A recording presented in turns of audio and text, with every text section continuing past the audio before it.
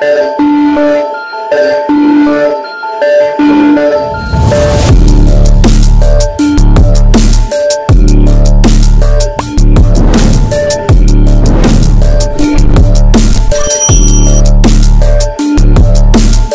Kopassus pemanggul jenazah Ahmad Yani ini ternyata pernah gagal ikut pendidikan komando. Tapi tak pernah menyerah. Begitulah jejak perjalanan dari Letjen Sugito, salah satu Jenderal Baret Merah senior. Dia adalah lulusan Akademi Militer Nasional, AMN, tahun 1961.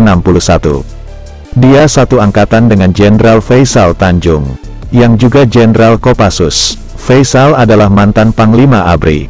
Lalu seperti apa cerita dari Letjen Sugito gagal ikut pendidikan komando? Mengutip berita di sindonews.com. Pendidikan komando adalah pendidikan yang harus dilalui seorang prajurit calon anggota Kopassus. Latihannya sangat berat, hanya para prajurit terpilih yang bisa menyelesaikan pendidikan komando yang super berat ini.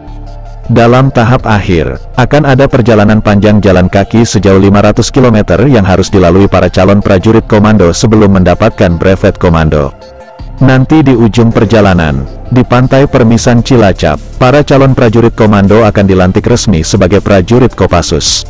Dalam ulasannya tentang Letjen Sugito, Sindonews mengutip cerita dari buku Letjen Purnawirawan Sugito, Bakti Seorang Prajurit Stotrepen. Dalam buku itu diceritakan, setelah mengikuti serangkaian latihan yang maha berat, tiba saatnya Letjen Sugito yang ketika itu masih perwira muda ikut tahap akhir pendidikan komando yakni long march dari Batu Jajar ke Pantai Permisan Cilacap yang jaraknya sekitar 500 kilometeran. Ketika itu, Sugito mengikuti pendidikan komando pada Februari tahun 1965 yang dimulai di Batu Jajar. Latihan demi latihan keras pun diikuti Sugito tanpa hambatan. Sampai kemudian ia mengikuti tahap akhir pendidikan komando yakni long march dari Batu Jajar ke Cilacap yang jauhnya hampir 500 km. Long march ini dijalani selama 10 hari. Sungguh perjalanan yang berat. Ketika di tengah perjalanan, Sugito merasakan sakit yang tak terhingga di seluruh sendi-sendi kakinya disertai mendadak lemah. Kaki Sugito pun tidak kuat dibawa berjalan. Ia coba bertahan terus berjalan. Tapi kali ini Sugito tidak mampu melawan rasa sakitnya. Ia pun menyerah, padahal pelatihnya Serma Sutari berusaha terus membangkitkan semangat Sugito.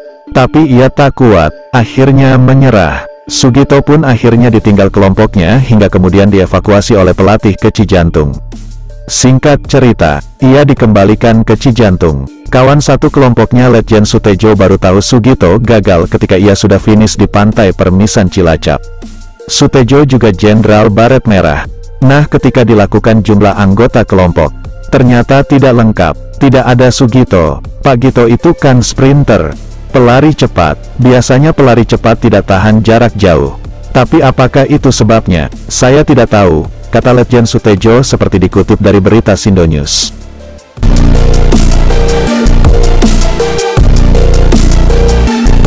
Gagal mengikuti pendidikan komando, Sugito ditarik jadi staf dari Mayor Infanteri Gunawan Wibisono, seorang perwira RPKAD.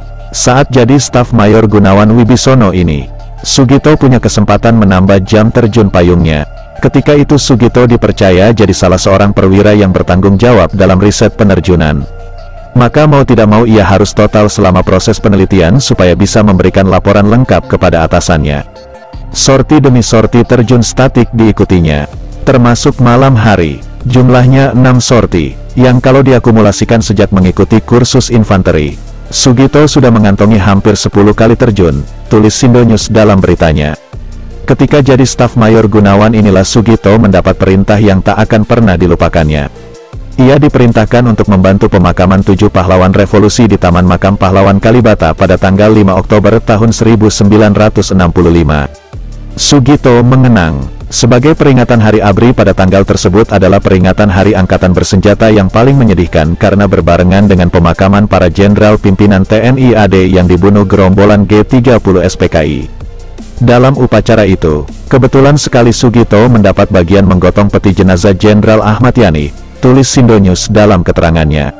Selesai bertugas jadi staf Mayor Gunawan, Sugito dapat penugasan baru yakni membantu Mayor Heru Sisnodo di Pusdik RPKAD di Batu Jajar. Sugito sendiri berharap akan ikut kembali pendidikan komando. Sembari menunggu pendidikan komando, Sugito memeriksakan ke dokter mencari tahu penyebab sakit di kakinya yang menyebabkan dia gagal mengikuti pendidikan komando.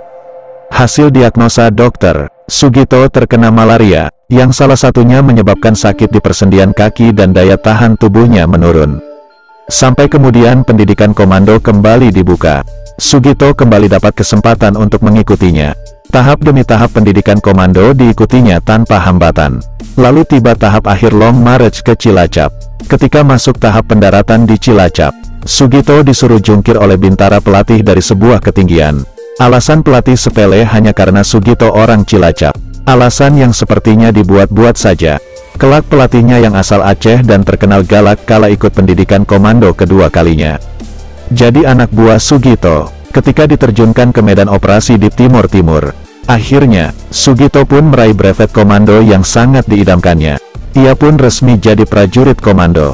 Kelak karir Sugito melesat. Ia pernah jadi Pangkostrat, terakhir dia pensiun dengan pangkat Letjen atau Jenderal Bintang 3.